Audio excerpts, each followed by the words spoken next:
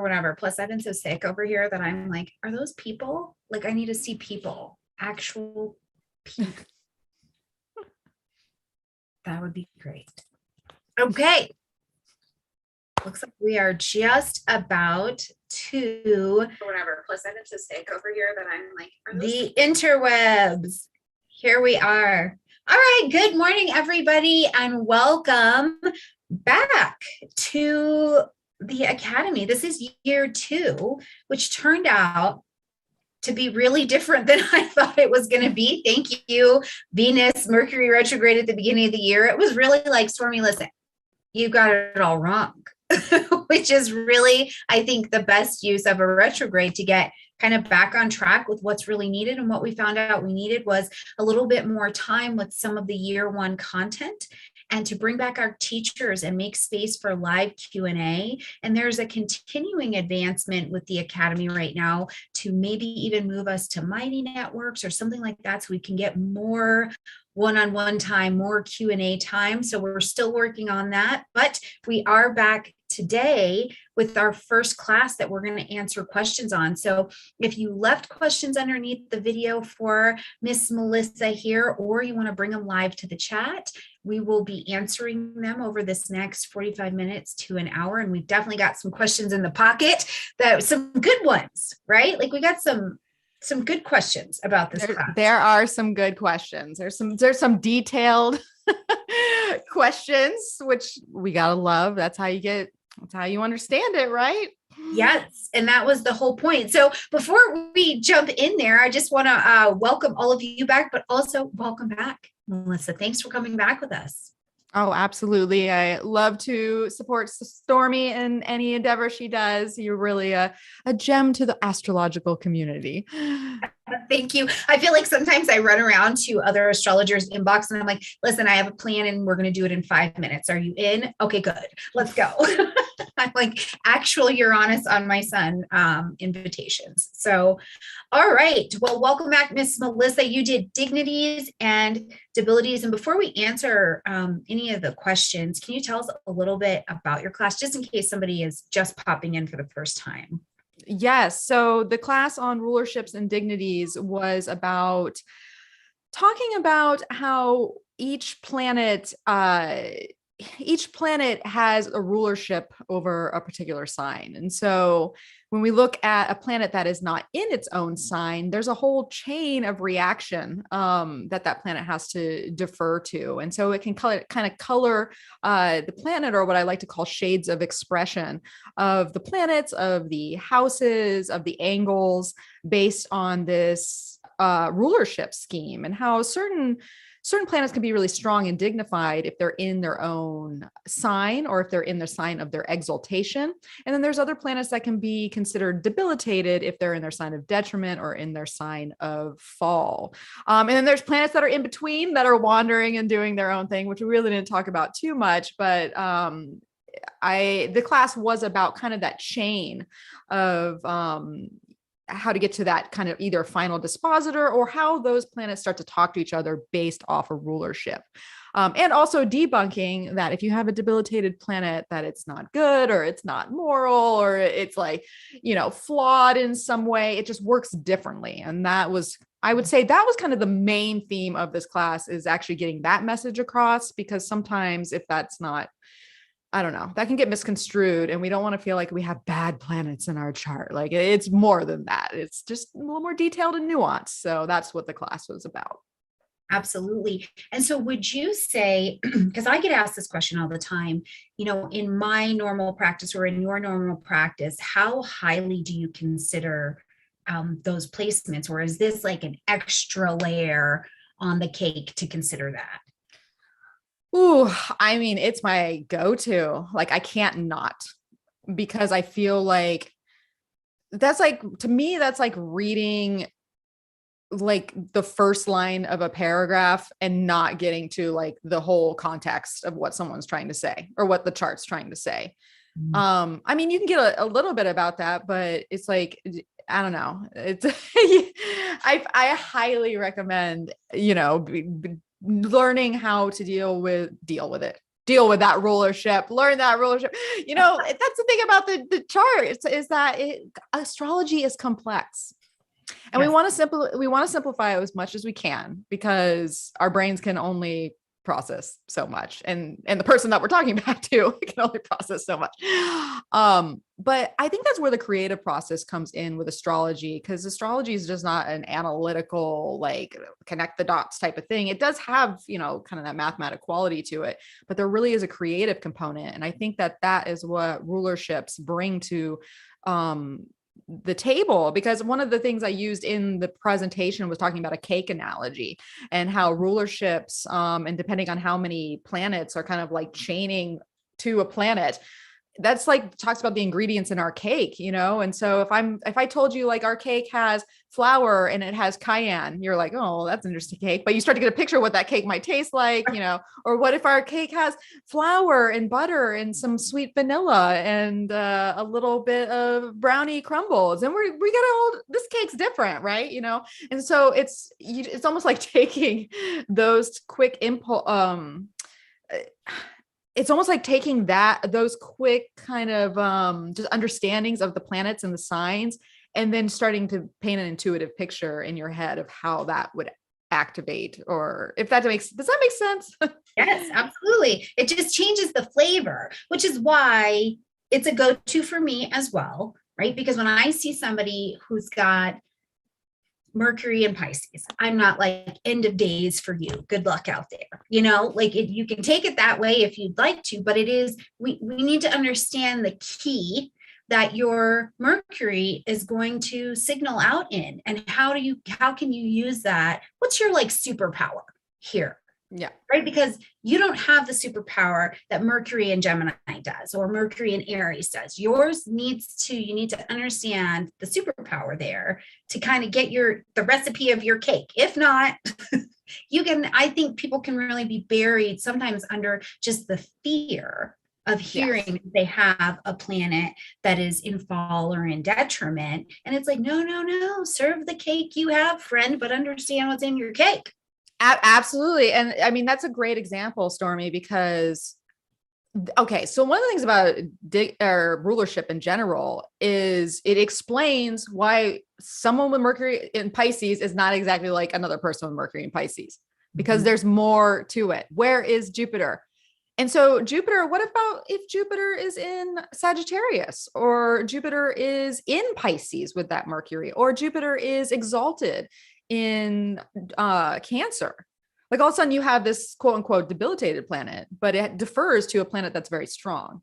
Right. So, there's that kind of chain, or maybe that Mercury is looking at a Jupiter in Gemini and it's debilitated again, and it has another layer of debility. Or it's looking, or there's Jupiter in Leo and it adds a little fire and like some performance and showmanship to it. That's the thing, is like all those Mercury in Pisces people are going to be different, because where is Jupiter? And I think that is the most important thing about rulership, so that we're not lumping. And I mean, we can do it as simple as the sun. It's like, like I'm a sun in Cancer. So, okay, well, all us Cancers aren't the same. And we're going to be very different because we're all ruled by the moon. So we're different every day. But every, the moon moves the fastest. So the chances of a moon being in a different place is very highly likely. And so there are 12 different Cancer suns. Yeah. Out there, Absolutely. Yeah. Oh my gosh. Okay. Should we jump into some of these questions? Yes. Okay. So what I'm going to do for us as well is I'm going to place the questions in the chat, as well as us going over them. That way, if you're watching back, you can kind of see where we were going. It may be helpful. It may or may not be helpful. Okay, so let's jump into our first question for Melissa. So are there any chart placements or detrimental planets, oh, this is so complex, that would make a Virgo rising and sun not have attention to detail, be meticulous, and their drive to finish tasks? That's I think that's the complicated question, because that really depends on the rest of the chart. It really does. And so this person's asking because they're basically because they have a Virgo husband that seems to be a little scatterbrained and it frustrates them. And he's missing some obvious details. He doesn't like to finish what he starts, which is a little bit mutable. I mean, Virgo's a mutable sign to begin with. And this has nothing to do with rulership, but mutable energy is like sidewinding. It's not a straight path to a goal. So it can be hard to finish things or finishing things over a long period of time. But so here's the thing. But I love how they add at the end, he's very giving and a very hard worker, earning to provide for others. Okay. So that is a Virgo quality there, right? Right. There's this being of service, hardworking, wanting to provide. Now, when it comes to the mercurial element, right? Because we got a Virgo rising and a Virgo sun. So both Virgo is ruled by Mercury. And so we want to know what Mercury is doing. Now, just by knowing Mercury's orbit and how it, interacts with the sun, chances are this person's Mercury is in Leo, it's in Virgo, or it's in Libra. If it's late, it could be in Scorpio. If it's really early, it may be in Cancer. Like, we don't know because we don't have the chart. But a couple things here is the Mercury could be in retrograde. Is this Mercury in retrograde? We're going to get a little bit more complicated because that's what astrology is.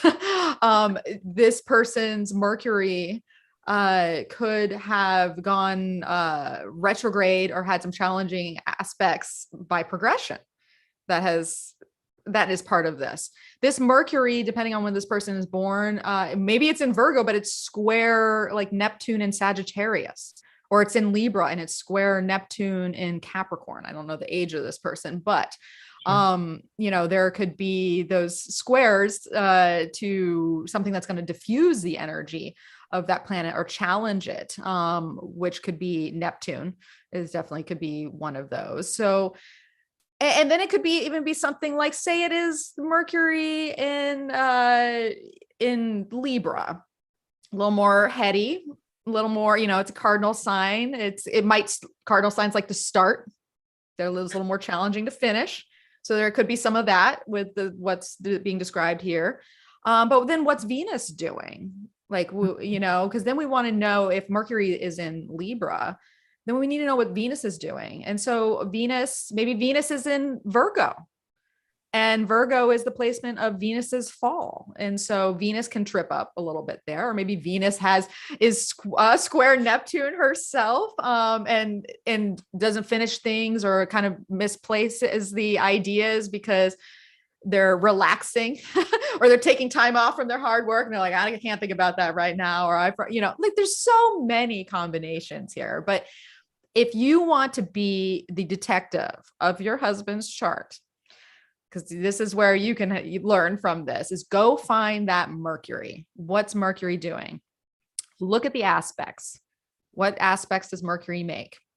Mercury also rules the first house and the 10th house for your husband. So whatever Mercury does has to do with the husband as a person, his character and his physical disposition and how he drives his life and also his career. And that's really tied up there.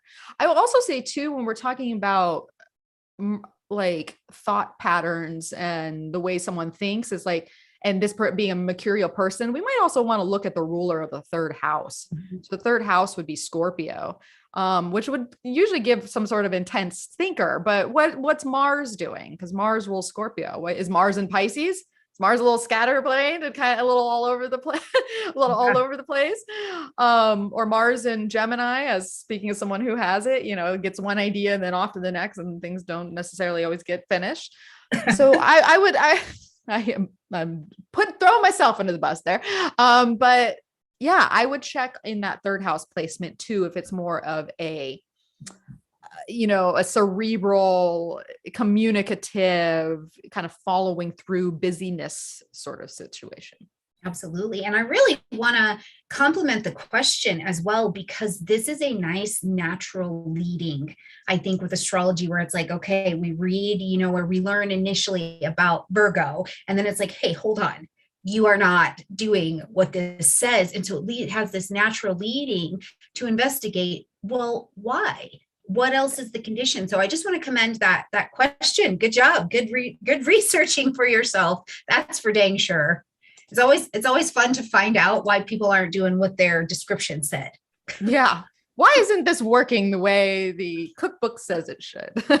Absolutely. Okay, let's try this next question. I think this is a good one too. First of all, great compliments on you doing the class. And so this person is asking, what are other resources that you can recommend about dispositors?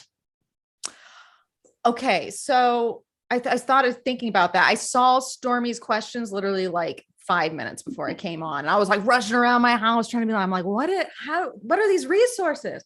Because I have a handful of actually, I have a lot of books. I read a few of them, and a lot for me, I'm just being honest here.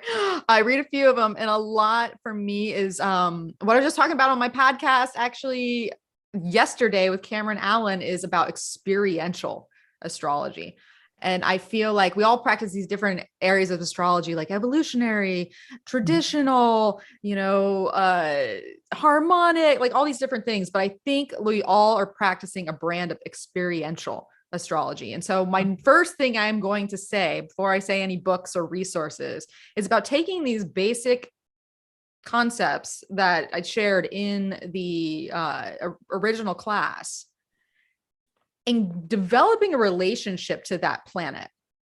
Because developing a relationship to that planet and you interacting with it and seeing it in real time and even like acting it out and feeling it out or eating things that are connected with it, you're going to just have an understanding of what that planet is. And then you're going to understand the cake of the dispositor a little bit more. That being said, the first book that got me into the concept of rulership and horoscope was Alan Oken's Rulers of the Horoscope, Finding Your Way Through the Labyrinth. And I read this book like probably 10 years ago or something like that. And that was my first introduction. And that's what opened I was like, oh, wow, there's more to this. Some good stuff out here. There was some good stuff. And so that was kind of the introduction there. Now, of course, I have to recommend Demetra George's Ancient Astrology in Theory and Practice. This is a little more complicated. I want to say complicated, but it's different. It's different, and it's the basis of where these ideas come from. Also, Chris Brennan's book is great at breaking these things down too. Now, I will say when we're working with this stuff too, and I was talking about get the experiential astrology, start to get to know the archetypes of these planets, and the signs. And there's many resources for that. It's about you engaging with it and not expecting a book to tell you. I think that's the thing is if we expect someone else to tell us, we're not going to fully understand. We can get enough of it, but then we have to experience it in some way. Now, I will say when I was just talking about with the third house and the woman's husband and like, let's look at the third house or let's look at the ascendant and understanding the houses is that I think it's very important to understand house placements and what go on there too. So that when you're doing an overlay, like, oh, my third house of communications and my immediate environment and my siblings and my neighborhood, etc. If we're adding a Mars filter and we understand that archetype, and then we see maybe that's Scorpio of the third, and we understand what the third is, like this is the meat of it. And so I think people should know their houses. This is important. So Deborah Holdings, The Houses, Temples of the Sky. Yes. Brilliant. Yes. And also The 12 Houses by Howard Sasportas. I hope I'm saying his name right. That's a good one too. Yeah. And so I think that plays into it because hey, who knows, maybe I'll write a book someday that has to do with this, that is all in one inclusive with the but those would be the first thing with my number one recommendation being experiment, learn it yourself, download the wisdom that's within you. Yes, go play, go check it out. And we will also, you guys, have Sam Reynolds back. He did our houses class, and S.J. Anderson will also be back, and he did our housing systems class as well. So they'll be back. So if you've got questions on houses specifically, and keeping in mind not to say that it's the 8th house, so it's absolutely Scorpio, right? Like giving them their own space to consider the overlay. So if you're still working on that, that'll be a great session for you to come back to as well, in addition to these books that Melissa has laid out, because these are the building blocks. You want to get the building blocks under you for sure. Oh, I love that you just said that though, Stormy, with like getting out of like the 8th house being Scorpio. That's it's simple to go there and think that, Yes. but that can be confusing when we're like but 8th house is Gemini in my chart. And I have, Venus there, who is not Scorpio, is the antithesis of, like we can't quite have that overlay. We just have to understand what the house represents, take it away from a sign, just so we don't pigeonhole it. Absolutely. Because now in that 8th house cake, all of a sudden we have Gemini, we have Venus, and we'd have Mercury, because Mercury rules that 8th house, and we want to know what Mercury's doing. So that's a totally different cake than that Scorpio, right? Right. It's a totally different cake than being like, okay, now I also have to consider Pluto. It's like, well, hold on, you have drastically changed your cake for sure. If we've just done that. So that cake tastes different. It's a sweeter cake. It's a sweeter, it might be a busier cake. Yeah. But sweeter nonetheless. Yeah. Awesome. Okay, let's go to our next question, which I thought this was a good question too. Can you please explain the difference between a planet being in their joy versus essential dignity? Yes. Well, the joys are interesting because it's a form of dignity, but not in like the dignity table that I shared in the class. And just for some people that don't know, the planetary joys, basically the Mercury joys in the 1st house, the moon joys in the 3rd house, Venus joys in the 5th house, the sun joys in the 9th house, Jupiter in the 11th, and Saturn in the 12th. And there's a more complicated scheme as to why that is that I'm forgetting right now. So I'm not going to share. I can't tell you that. But when it comes to the joys, it's more like this, the planet itself likes to be in that particular house. It has nothing to do with the sign. It's just the planet within the house. Like the sun in the 9th house, it joys there because the sun at that time is in like a ripe time of day, right? It's like afternoon, it's bright, it's joyous, it's illuminating everything, it's hot. The 9th house is a place of higher education and expanding your mind, and a house of philosophy, and spirituality. And so the sun joys in lighting up, these higher concepts of life. Or maybe the moon and that's the house of God, right? So the 9th is the house of God. And so the sun joys there versus the house of the goddess down in the 3rd, and the moon joys there, with this kind of, the moon's always moving, right? It's fluctuating. I want to say it's moody, but that's not necessarily a bad thing. It's moody in the sense of ebb and flow. And the 3rd house is like that. The 3rd house is like the busiest house, like in the horoscope, in my opinion. And so it kind of joys with that fluctuation. But also when we think about the 9th and the 3rd, it's like the 9th brings the higher information, and the 3rd disseminates it. Right. Mm-hmm. And so the moon will dole it out. And we see that the moon's always reflecting the light of the sun. Right. So it's like how the sun is lit up in brings awareness, and the moon kind of doles that out and disseminates that in kind of that 3rd house style. And like Venus in the 5th, that kind of is like no brainer. Of course, Venus loves to luxuriate. Like, she's like, give me the pleasure. I like to create. So Venus hanging out in the 5th is like, oh yeah. But then we can get a little more complicated, right? Is Venus hanging out in the 5th, but she's in Scorpio. So she's a little intense. She's a little vixeny or brooding in some way, or, and she loves being sultry and, seductive in a sense. And maybe lovers come and go, or there's just intensity there, and, because it's a detriment position. And so it can be a little more challenging. And so that's when we want to do some layers over this joy idea versus dignity. And so, yeah, the planets just like to be in those houses but there's a little bit more to that than just that. So I hope that kind of answers the question, but it is a form of dignity to some extent. Absolutely. Well, and it may be also like it's just another chance to think in layers when we're talking about the astrology. And if you have, you know, a planet that is in its joy in a sign that it's in fall, we may still be able to just very visually see that, like the sun in Aquarius in the 9th house. Okay, so we've got a chat happening there, but it may be a little bit more visible because the sun's like, yeah, well, this isn't going exactly the way I would like it, but we're going to do this really publicly, right? Yeah. Or very in a really bright kind of way. So it's just layers. This is just some more layers. That was a good question too. I feel like our tribe came up with some good questions. Well, and just to add real quick to that with the idea of joy, and this could be me. I mean, other people could think differently, but I feel like joy is a very personal thing.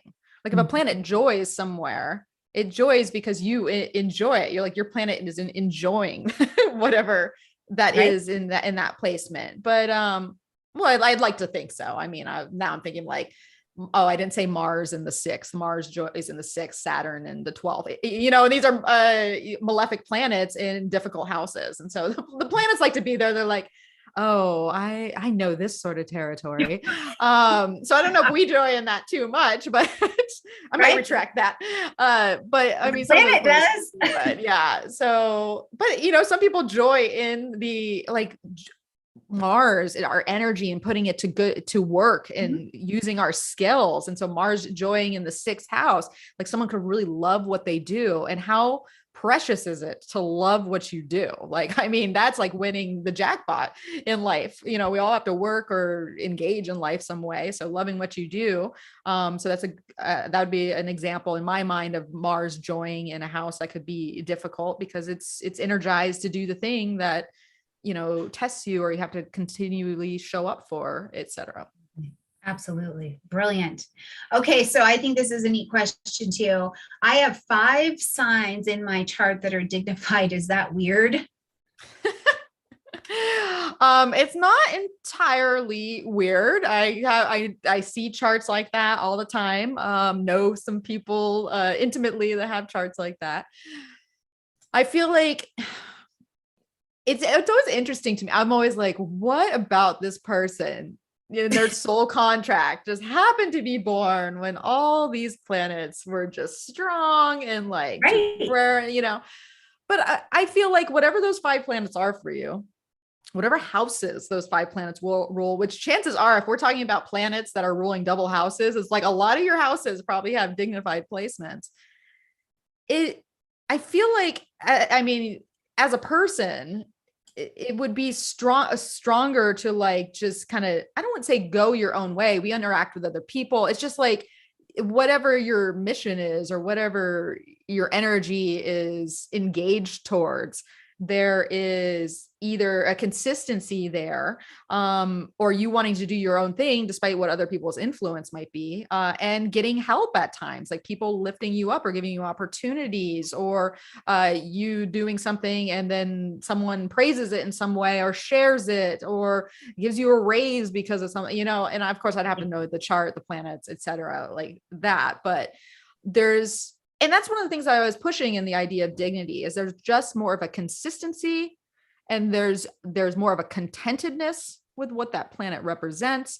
And then there's more help if it's exalted, it's lifted up in some way. Yeah. And this is where too, I think sometimes looking at a planetary base, this is also based on a question that's in the chat, as reception, that is helpful as well. Like in my chart, I have Venus in Aries and Mars in Libra, not traditionally their favorite places to be, but they're in mutual reception to each other. So it kind of becomes like a helper to create a different kind of what I perceive to be, because I like it, dignity in its own way. For me. And that's one of the most fascinating connections I think in a chart, is when we see 2 planets that are debilitated, that are in mutual reception to one another, because it's like, where do we, like, they're helping each other, but how it's a fascinating connection because it's like, are they helping it? Like someone said, I remember once I was doing an Instagram live and I think we were talking about the moon and Mars being in a place where they're mutually receptive, but like the moon was in, Scorpio, and we were talking about mutual deception, like the idea that they're both like just playing off each other, but it's not, bringing anything that's, I don't know. But yeah. But you feel that, what do you have any descriptor for the, when we think about, because we think about Mars and Libra, Libra is the partnership sign, and Mars is a little more independent, might not want to stir the pot, or does stir the pot a lot and keeps, the Libra from being completely, where an Aries is such a, I can totally see the Venus in Aries in you, Stormie. And she's like a woman unto herself too. And she's very independent, I would think, in what she wants to do and in dealing with other people. So is there any like descriptor or anything you've learned from that placement of like? Yeah, absolutely. Well, and because they're in opposition to each other, but mutually receptive, it's really neat because it's almost like, I feel like they're like, listen, I don't like your house. And the other one's like, I don't like your house either, but let's not mess up each other's furniture. We'll figure out how to get it done. And so really the way that this is helpful, at least the way I've learned to work with that mutual reception in my world, is that I am really independent, but I can be in groups. And typically in groups, when people get too much groupthink going, this is when I become really helpful, because I'm like, well, hold on a minute. What else do we have here? Like, what do you think? And then add that to the group, right? So it becomes this really nice space of, I think, them working well together, but it does do the opposition. Sometimes I'm the one in the group being like, I don't think that at all. So it can be opposing, and having to kind of work my way back into some of those groupy experiences. So it is interesting, and it does help my Mars. I do think Venus helps my Mars because she's like, what are you doing? Yeah, should we have this goal of like getting it all? But I love it. But here, that's a great example because you are, in very Aries fashion, in Mars fashion, you're instigating a rift, but one that is constructive, because you want to get more ideas or more individual input into the pool. And so that's the idea with the debility, is that there is a flux, or there's a dip, or there's an instability, or there is some sort of thing that does not keep it consistent. And so rather than being consistent and going with the group and agreeing, or like, oh, I see there, or maybe not even putting in any input, it's almost like you make the effort to destabilize the connection or the connections, in the room, to then create that superpower that I was talking about. Like, cause I feel like debility is a superpower in some way, only because it has to come at it from a different angle and like, yeah. Okay. Anyways. So I love that. That's such a great example, Stormie. Yeah, thank you. Because trust me, I can Mars and Libra something to death, where I am literally just sitting there actively watching, having my Taurus popcorn, and the world is passing by, but my Venus just won't have it. So very good. Okay, we've got this next question. This is good too. Can an ascendant, which is just a point, be weak?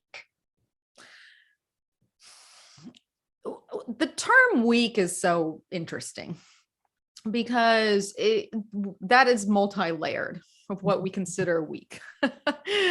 I mean, when we think about the ascendant, it is the personal constitution. So there is, if we're talking about like bodily strength, there could be a weakness associated with that. But once again, okay, so let's think about the ascendant. The ascendant is, we talk about it like these glasses that it's the bodily constitution, but it's also how we drive the bus of our lives. Mm-hmm. And the ruler of the ascendant is the driver of the bus, essentially. And we say the chariot, who's the person in the chariot. And so when we look about weakness, we could look at the strength of that planet, the relationship to what house it is in. And if it is more challenging or debilitated in some way, or in a house that is not configured to the ascendant, it might be considered weaker in the sense that maybe it doesn't have its own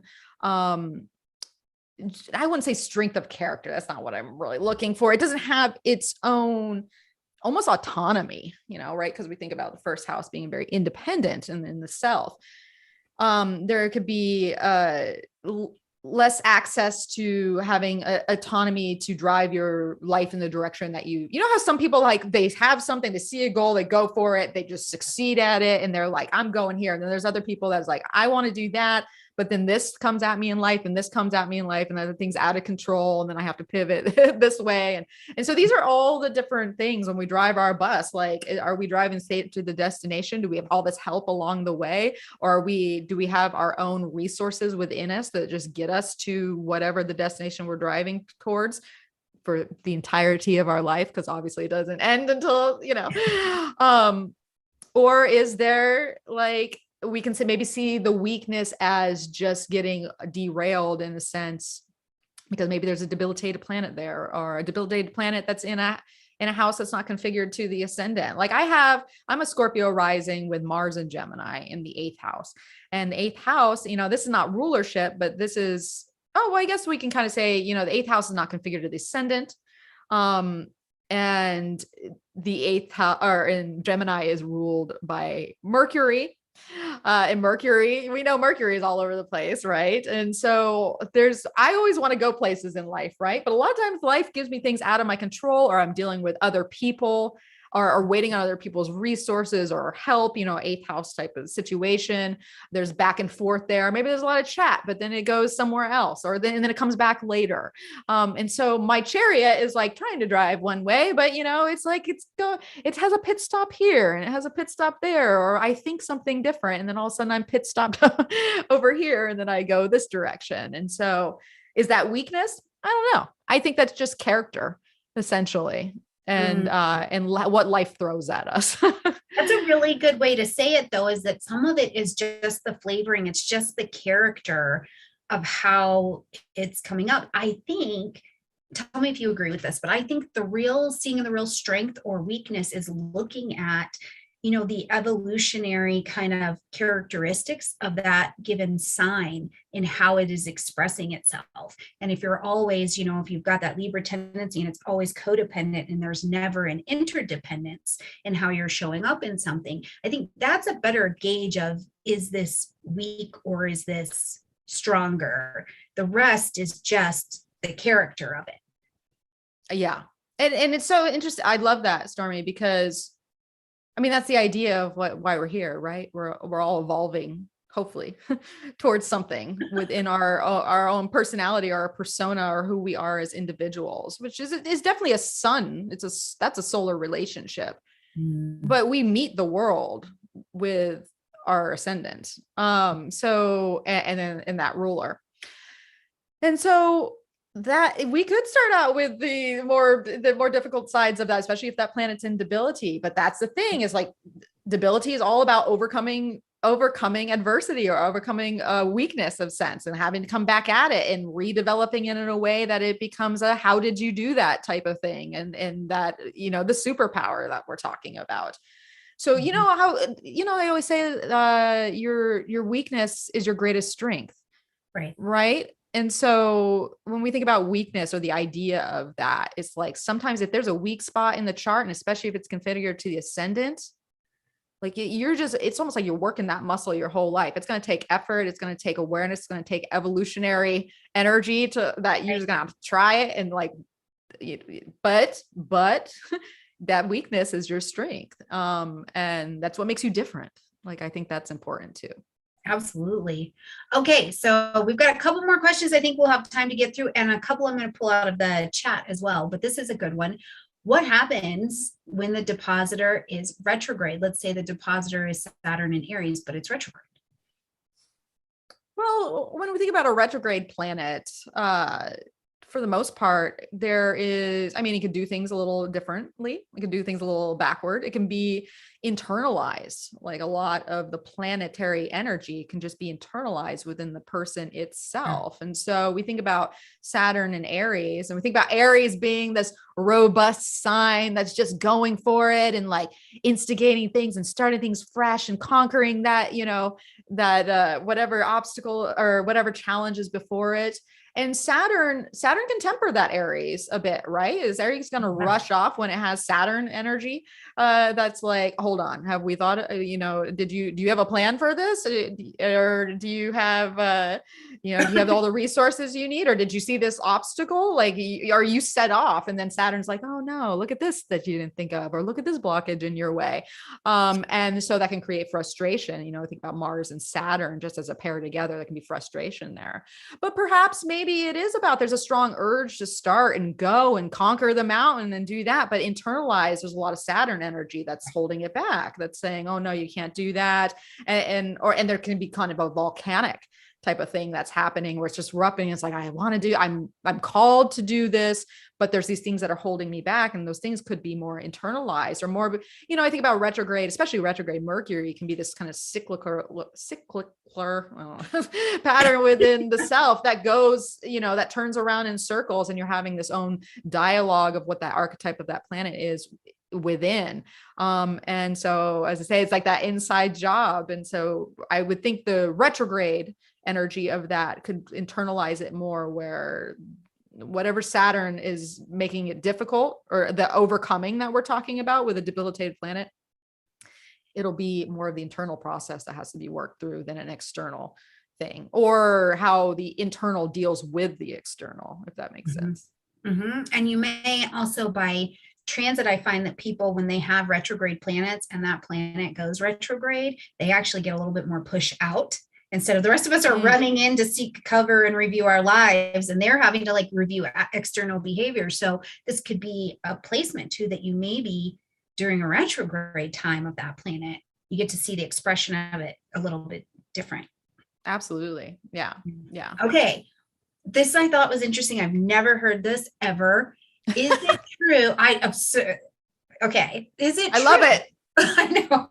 Is it true that exalted planets aspecting another exalted planet is not good? I've never heard that. I don't know. Is that just too much exaltation? Is that just the only thing I think of is like, is that just too much on your high horse? Is that so like, would it just make someone arrogant with like, I don't know. I've never heard that. I can't get behind that. If anything, I would think that that's like, I would think that exalted would be like a planet lifting you up on its shoulders, and then another planet ready there to bring you higher into the cheerleading pyramid. Like, right. You're just rising up to an extent. So I can't, I nothing in me would say that that's not good unless the person's not accessing the energies like that. Yeah. That is definitely not a hard or fast rule that I've ever heard of. And for the rest of us, for the rest of the tribe out here, soulmates, if you know anything about that, or you've come under some study where that question has been answered or been presented, my goodness, drop it in the comment section down below for us, because it's just not something I've ever come across, but it doesn't mean somebody's not talking about it. I don't know. That's true. A lot of people talking. Right. Let's do 2 more questions, and then we'll wrap it up, and you can of course continue to leave questions in underneath this video, and we'll answer them for you. So it's more of a thought, but I guess it's kind of a thought question. It would be interesting to go over transits as dispositions that affect the natal chart. And so the question is, do you have recommendations for more books? And we kind of talked about that, but I do think adding to that, how do you feel and how do you work with this with the transits as they make aspect to the natal chart?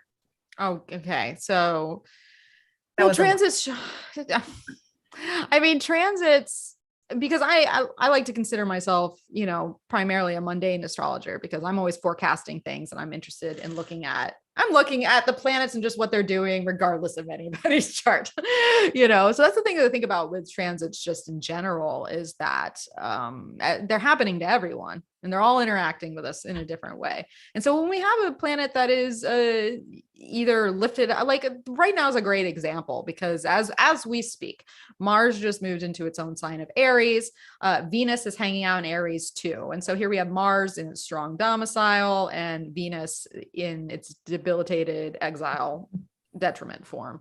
And so, I mean, we can see that in the world of like, what is going on with Venus, who's having problems. Mars is exploding right now. Like there's a lot of energy there. And so we think about that world influence. But we also can see how that relates to our own chart. All right. I need to pull it back because I'm getting mundane on this. But if we're looking at transits with our own chart, think about the relationship you have to that planet to begin with. Because I think that's a very important. It's like when the transits are doing things, yeah, maybe Venus is in Aries. It's not in a great position. It's lighting up your fifth house, of creativity, romance, leisure, and stuff like that.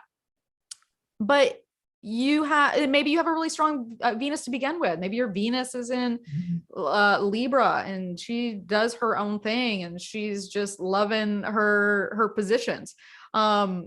And you already have a strong relationship with Venus. Well, when Venus goes into a sign and aspects your chart in a way, and it depends on what planet, there's so many different combinations here, but say she's debilitated, maybe what she's doing is not what you're used to. It's like, well, why are people not, it's harder to get along with people when normally I can get along with people just fine. Or I find my joy, if that was the chart example, it'd be a Sag rising.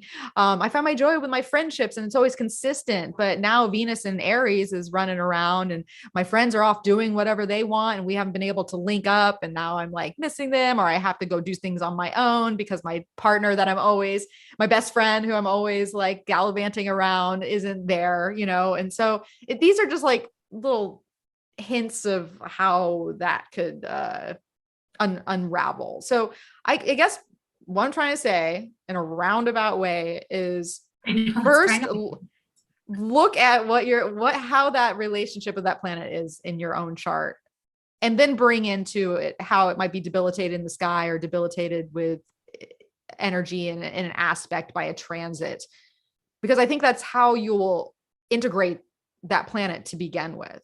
Like if you already have a debilitated placement and then it's extra debilitated, it can get a little rough. If you have a debilitated placement, but then it's strengthening in the sky, maybe you get a dose of that planet in a new way that helps kind of level that out a bit, or make those areas of life a little more consistent.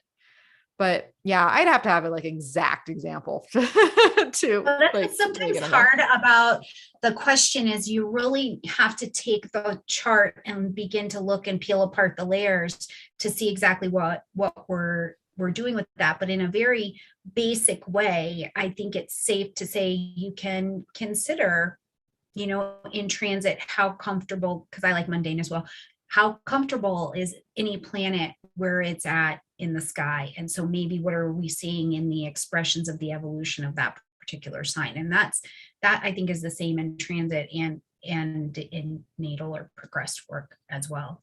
Absolutely. Should we do one last question? Yeah, we can do I'm sure we can do a question or two. Okay, fine with that.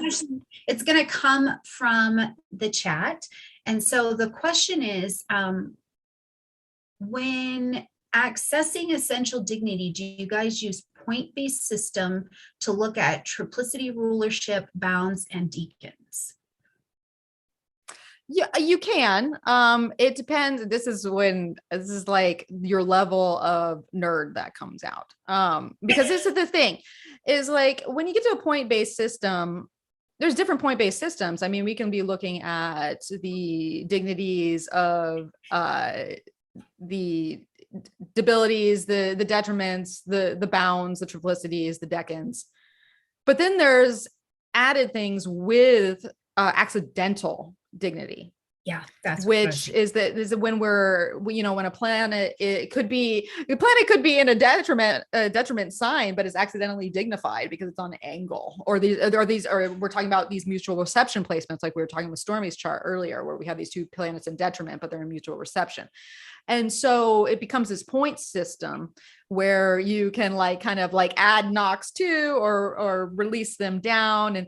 And the thing is like, depending on the chart software you use, I use AstroGold. So there's a horary sheet where I can get to that real quick, and the essential dignities, and I can see that point breakdown.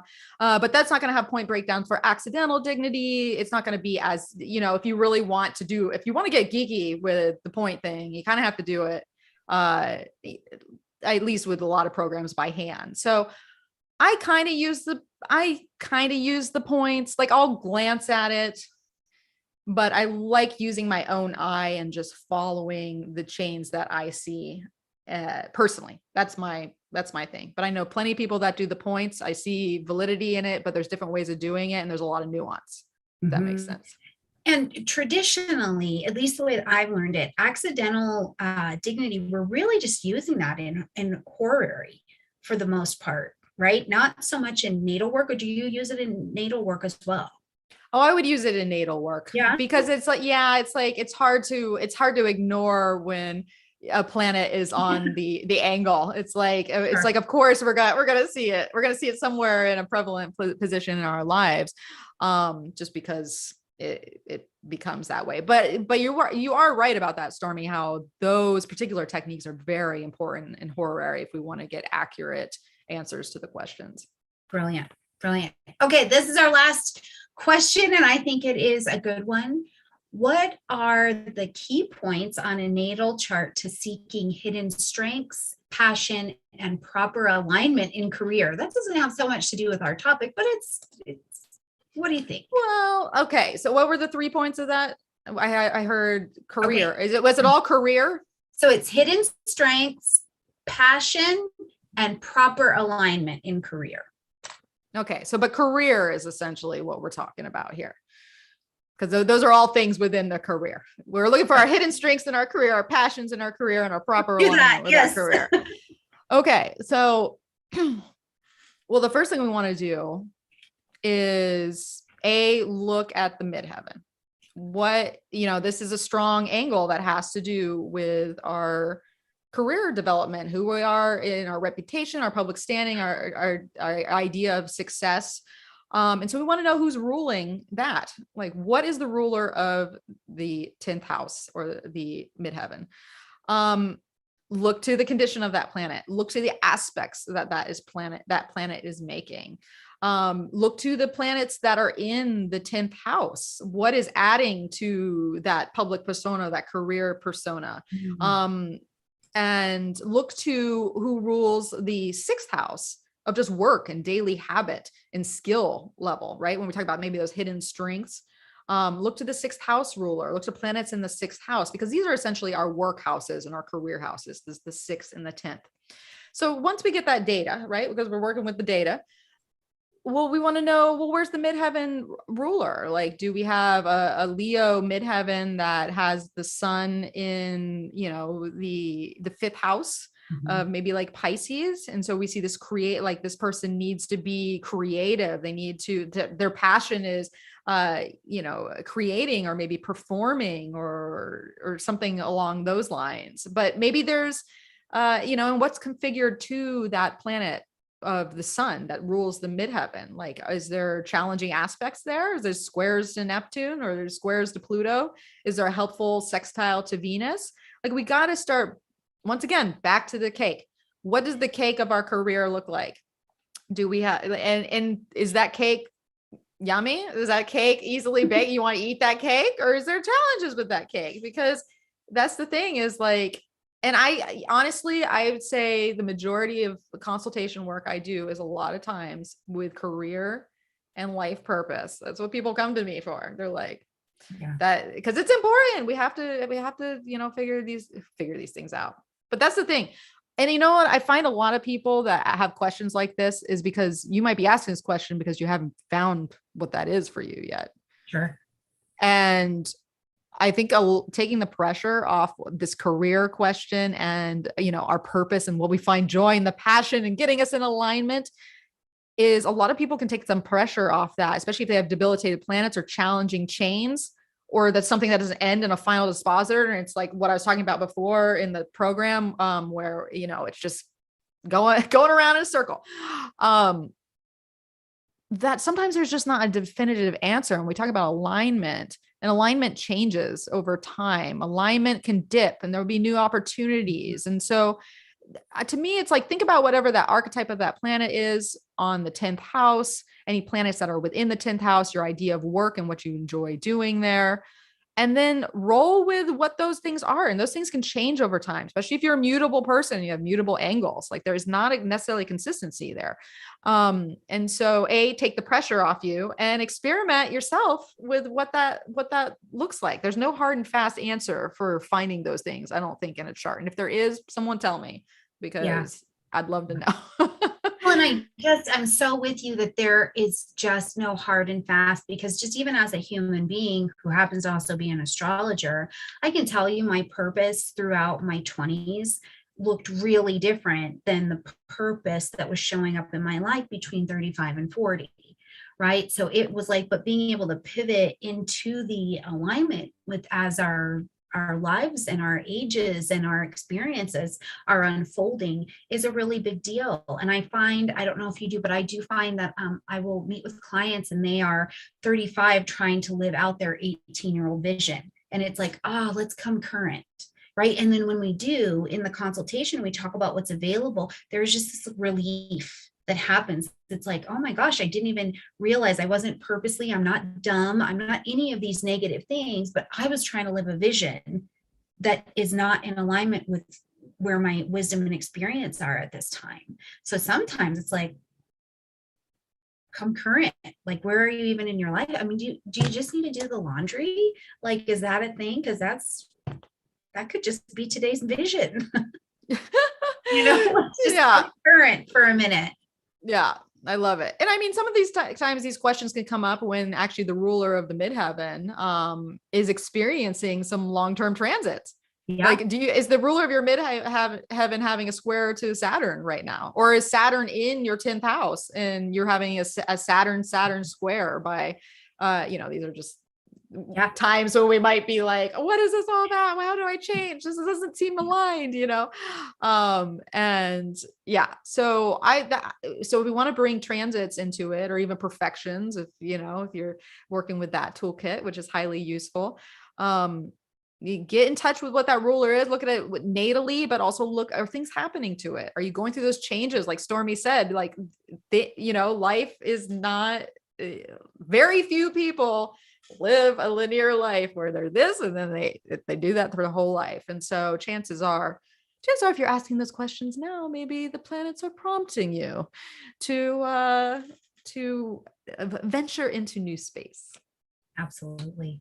All right, you guys, we are going to wrap up our Q&A with Miss Melissa. Thank you again so much for coming back, and thank you for your class last year. It is out here and it is a resource, and I cannot tell you over the last year up until currently how many people are so thankful for what we're putting out. So thanks for being a part of that. Oh, absolutely. Thank you for having me, Stormie. I appreciate you bringing me into the fold of the YouTube Academy. It's been a delight to take part in. Absolutely. And you guys out there, thanks for showing up. Thank you for your questions today. If you have more questions, leave them in the comment section down below. I'll be trolling the YouTube and be able to answer some more questions for you. And just so you guys know where we're going next, you'll be able to see it on the website and of course in the community tab. But I am actually your next teacher. We're going to go over, for anybody who's new or unsure, we're going to go back to astro.com, learn about pulling charts, finding transits, all of this good stuff.